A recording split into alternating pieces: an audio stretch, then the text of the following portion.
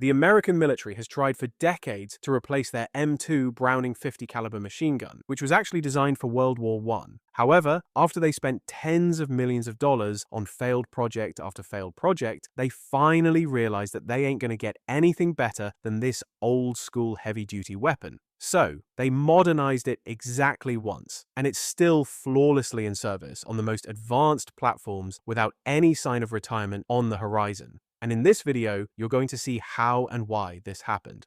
Okay, so the thing that would eventually lead to the M2 Browning is actually something that appeared in the First World War, and that was the armor. It was now showing up on planes, protecting pilots and key components, and there were tanks coming into play, so it was obvious that the rifle-caliber machine guns weren't going to be effective much longer. An interesting thing at the time was that the American Army didn't have anything to fill the gap between the 30 caliber machine gun and field artillery, so General John Pershing had an idea how to fill it. He requested from the Army Ordnance Department a new heavy machine gun with at least a half-inch caliber, a muzzle velocity of 2,700 feet per second, and a bullet heavy enough to be effective against armor. But the whole thing also had to work against anything else that might show up on the battlefield. So to not bother you with the chaotic development, the project eventually landed on the desk of none other than John Moses Browning, better known as America's greatest gun designer. He and his team worked through trials and errors, scaling up the standard 30-06 cartridge to meet the ambitious specifications of the new round. And while they were doing that, they realized that the captured German 13x92mm rounds for their anti-tank rifle had actually performed pretty close to the requirements General Pershing had set. It was the first round in history designed to defeat armor. So, they tested this German cartridge and took some inspiration from it, so to speak, and applied it to the scaling up of the 30-06. And through some headaches back and forth, they eventually came up with the 50 BMG, or 12.7 by 99mm. As for the weapon that needed to fire this cartridge, they did a similar thing and also scaled up Browning's well-known and proven M1917 water-cooled machine gun, making everything larger so it could handle this new round. Although this was far easier said than done, the 50 BMG had about 4 times the energy of the 30-06, so there were quite a lot of things that needed to be changed in order for it not to blow up. The initial trials proved disappointing, and the war they needed this machine gun for actually ended on the very same day as the prototype was being demonstrated. But they continued working anyway, until they came up with the M1921, a weapon without war and without anyone knowing what to do with it.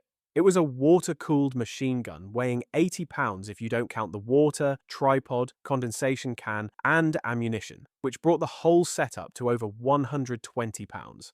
Practically suitable for an anti-aircraft role only, it was simply too heavy and clunky for the infantry, and feeding was only from the left side, which made it awkward to mount on the early tanks and aircraft. The rate of fire was some 500 rounds per minute, nothing fancy about that, and the ammunition for it was much heavier and more expensive than the 30 caliber. The Navy adopted some of these machine guns for anti-aircraft defense on their ships, which kept the project barely alive. Then, Browning died in 1926, and everything looked like the same was going to happen with the new machine gun. However, then came Dr. Samuel Green, who took the project into his hands, and with his team began systematically working on everything Browning didn't think of. The first thing was that the military didn't need one 50 caliber gun, but a whole family of guns for various roles. So, he redesigned the receiver to accept ammunition from either the left or right side by simply moving a few internal parts, which was incredibly important for using the gun in the wings of aircraft. He made a bunch of radical changes to Browning's design until they had a universal receiver that could be turned into 7 different weapons just by swapping barrels and jackets. So they had both the water-cooled and air-cooled machine gun, fixed and flexible aircraft gun, anti-aircraft gun, vehicle and ground configurations, all within basically the same weapon with some slight modifications. This is what went into service under the name M2 Browning machine gun. Now, perhaps the most important solution they came up with was making this gun work on the ground. Let me explain. The first major role the new 50 caliber machine gun got was on aircraft to replace their old 30 caliber guns that weren't powerful enough for the newer fighters and bombers of the time. On aircraft, this version designated ANM2 had a thinner barrel to save weight. And overheating wasn't an issue because they're flying at several hundred miles per hour in cold air. And when they fire, they only use short bursts. This is why these variants had a much higher rate of fire than ground ones, pushing over 850 rounds per minute. However, the problem with the air-cooled ground setup was that the barrel would overheat and break very quickly. But this was finally solved with the version M2HB, standing for heavy barrel. This much thicker-walled and longer barrel had mass to absorb and dissipate heat, although the gun now weighed 84 pounds alone. It still wasn't really useful for infantry, but it was at least 40 pounds lighter than the water-cooled version. But anyway, they finally had the machine gun they wanted in World War I. And as we as humans can't seem to find peace with each other, everything was looking like a new global problem would erupt, where this weapon would have a chance to prove itself. And they weren't wrong. After the aircraft variant was standardized, vehicle and infantry versions followed, and the M2 Browning went into full production, now preparing for a new war. The 50 fired its first shots in anger on December 7, 1941, or what you might know better as the attack on Pearl Harbor.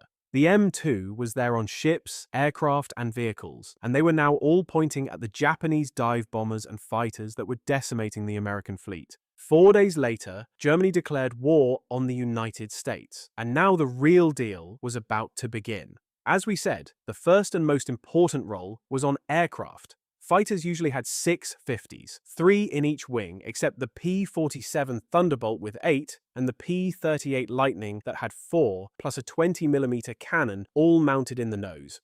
Bombers had up to 13 machine guns mounted in various turrets for defense against enemy fighter interceptors. The best example here would be the legendary B-17 Flying Fortress that had 13 50 cals in its definitive G version. And there were things like the B-25 medium bomber that was converted in the Pacific for strafing Japanese ships. It was armed with, listen to this, up to 1850 cals. Basically anywhere there was space on the aircraft to mount one.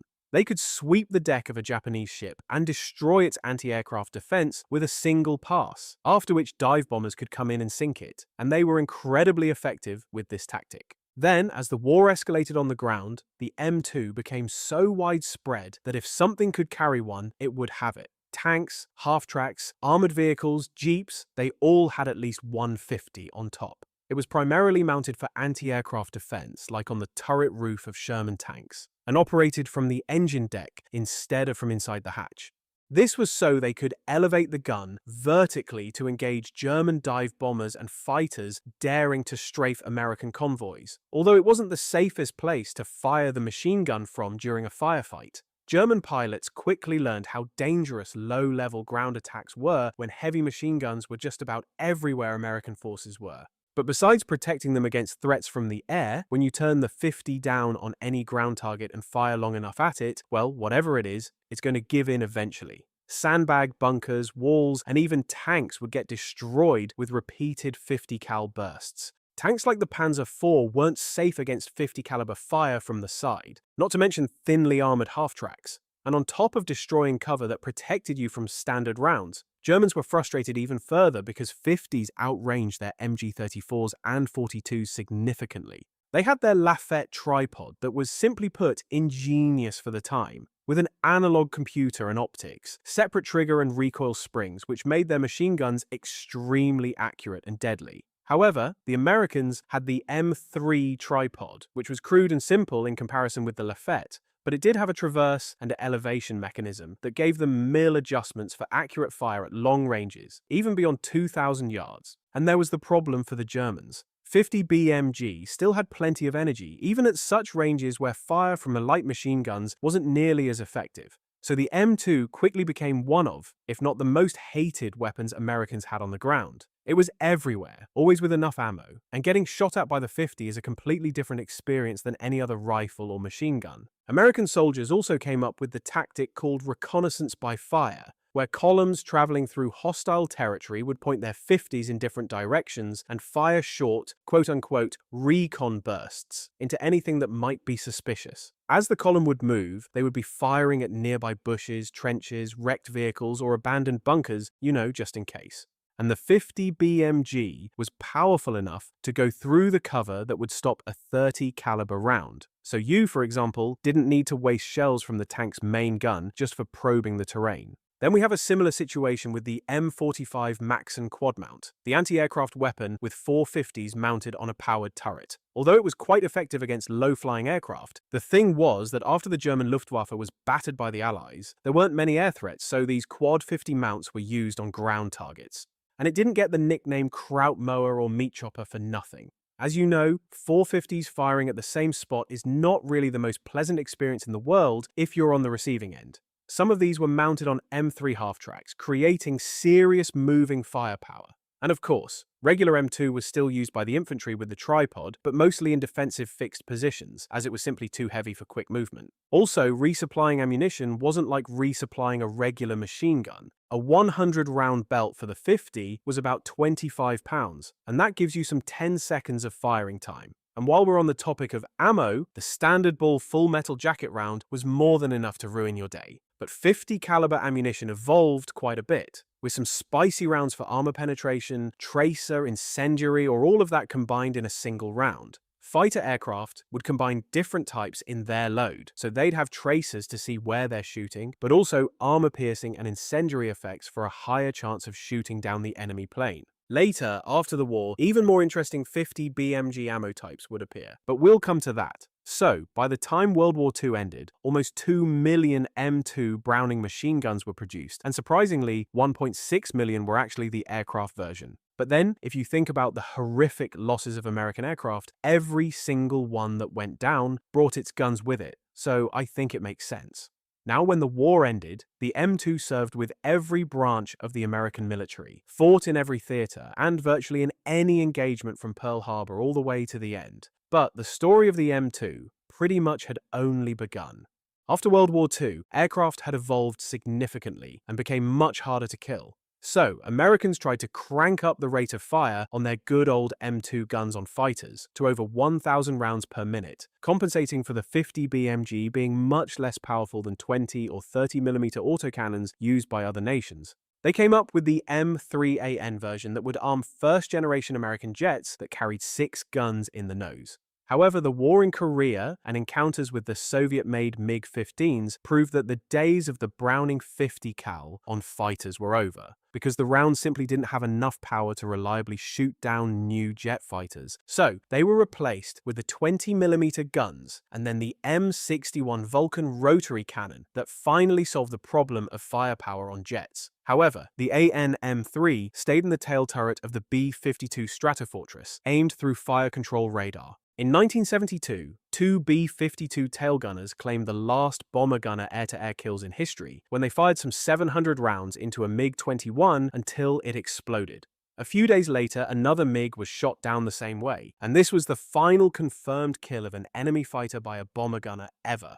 Well, through humiliating failure after failure of prototypes, it turned out that no one could make it work better than the old M2. The Vietnam War proved that it was still the best thing on the ground for heavy firepower, especially effective in the jungle, while the M60 took over the role of the general purpose machine gun. There were some modified AN M2s mounted on helicopters, but the M60 was more suitable for that role because it was much lighter. However, those aircraft versions would later be widely used on new helicopters like the Black Hawk and others. But the M2 was once again on everything that could carry one. Jeeps, tanks, patrol boats, armored fighting vehicles, and most interestingly, if you ask me, the gun trucks. Those quad mounts from World War II came in quite handy when mounted on improvised trucks with combat compartments welded on. Good luck ambushing one of those. Transportation Corps in Vietnam used them to escort and protect supply convoys from constant enemy ambushes. And of course, while we're on Vietnam and the 50 caliber, we have to mention the legendary American sniper Carlos Hathcock. He experimented with the M2 on a tripod and mounted an 8-power scope and zeroed it in from his firebase on a hill, playing with it in single shots like a sniper rifle. And when one unfortunate Viet Cong fighter appeared with his bicycle and AK-47 at 2,500 yards, Hathcock fired 2 rounds and hit him with his scoped 50, setting a shooting record that stood for 35 years and was broken in 2002 by a Canadian sniper using a 50 caliber rifle in Afghanistan. Carlos would later inspire Ronnie Barrett, who made the 50 BMG sniper, aka anti-materiel rifle, that became so effective in the wars to come and helped set many long-range kill records. And speaking of the 50 caliber's evolution, there was also some interesting special purpose ammunition like the Raufoss round that combined armor-piercing, high-explosive, and incendiary purposes within the same cartridge. Now, arguably, the only real change to the M2 Browning machine gun since its introduction that actually helped fix something was the A1 version that solved the headspace and timing problem that haunted the gunners all the way from World War II to 2010. The issue was that due to 1930s manufacturing, when Browning and Green designed the M2, two things couldn't always be precisely machined to guarantee a proper fit for every barrel and receiver combination. The first one, called headspace, was the distance between where the firing pin sits and the base of the cartridge when it's seated in the chamber. If headspace is too tight, the gun won't fire, but if it's too loose, then there's a gap through which the casing could explode and spit shrapnel in the gunner's face, which you'd agree is a bigger problem.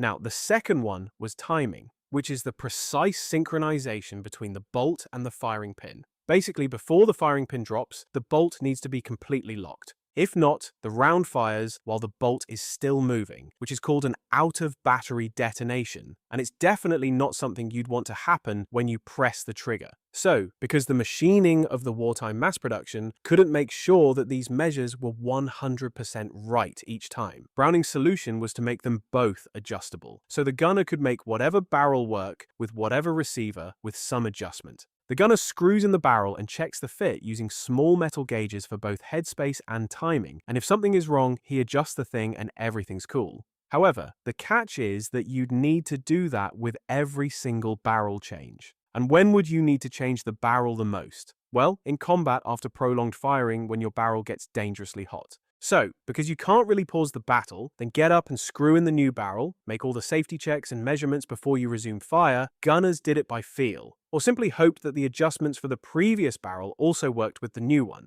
If it did, great, you keep firing. If not, in the best case, you'd have a gun that just won't fire. In the worst case, it blows up in your face. So, this was what the gunners had to do for 80 years until the M2A1 finally solved it with fixed headspace. The thing is that with modern machining and new materials, the parts could now be made to exact specifications and stay that way after prolonged use. So, the gunner never has to think about it when the barrel is changed. The A1 also got a safety and a flash suppressor that reduces the flash by about 95%, which is great for night fighting so the gun wouldn't blind you and reveal your position. Other than that, the gun is pretty much the very same design that was created over 100 years ago.